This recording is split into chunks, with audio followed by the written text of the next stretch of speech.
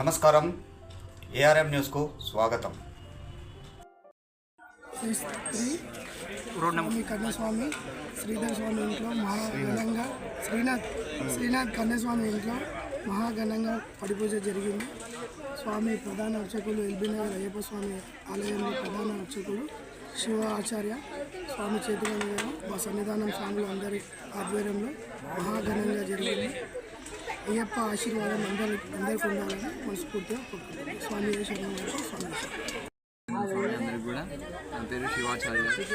ఎల్బీనగర్లో అయ్యప్ప స్వామి టెంపుల్లో ప్రధాన అర్చకుని మా అన్నయ్య వారి పరిచయంతో వీరు ఇక్కడికి మహాపడిపూజకు పిలిచినందువలన మొదటి పడిపూజ కన్యాస్వామి పడిపూజకి నేను వచ్చి ఇక్కడ పూజ చేసి వారికి ఆశీర్వాదం ఇవ్వడం జరిగింది. అందరూ కూడా ఈ యొక్క భక్తి మార్గంలో వచ్చి ఇలా అయ్యప్ప స్వామి మాలలు వేసుకొని ధరించి ఆయనను ఆరాధిస్తూ చేయటం కూడా మా అందరికీ కూడా చాలా ఆనందంగా ఉంది.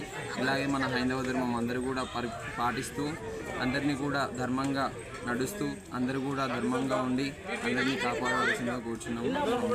అంటే ఇది ఎలా ఉంటుంది స్వామి? గురుస్వామి వరకు ఎలా ప్రాసెస్ ఎలా ఉంటుంది?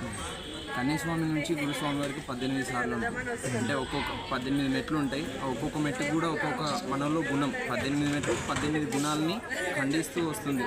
సో అందుకు కూడా 18 సార్లు వేసిన తర్వాతనే మహాగురువు అంటారు. 5వ తర్వాత గురుస్వామి అంటారు. 18 తర్వాత గురుస్వామి మొత్తం కంప్లీట్ అవుతుంది. ఆయన 18 సార్లు వేసిన తర్వాత ఒక్కొక్కసారి ఒక్కొక్క గుణం మనలో ఖండిస్తూ వస్తున్నాడా అయ్యప్ప స్వామి.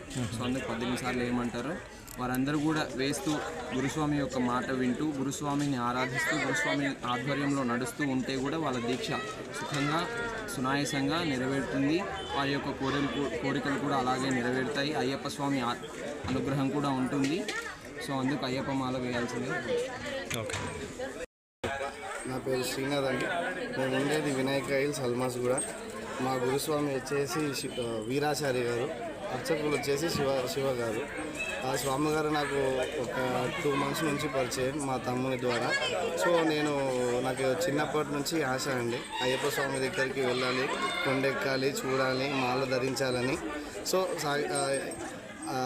నేను 10 ఏళ్ళ నుంచి వేచి చూస్తున్నాను. సాక్షాత్ ఈసారి అయ్యప్ప స్వామి కరుణించాడు. సో ఈసారి నాకు ఆ మహాప్రసాదం దక్కినది. సో వేసుకోవడం జరిగినది మా గురుస్వామి ఆధ్వర్యంలో. గురుస్వామి వచ్చేసి నన్ను చాలా మంచిగా చూసుకొని ప్రతిదీ ఎలా ఉండాలి, ఏం చేయాలి, ఏమేమి చేయాలి అనేది ప్రతిదీ అన్నీ వివరించి చూపించేవాళ్ళు. సో ఈసారి కూడా ఈ మహాపడిపూజ ఆయన ఆధ్వర్యంలో జరిగిందండి. నేను ప్రతి సంవత్సరం ఇలానే వేసుకొని ఇలానే వైభవంగా ఇంకా పెద్దగా ప్రతిసారి జరిపించాలని ఆ అయ్యప్ప స్వామిని వేడుకుంటున్నాను.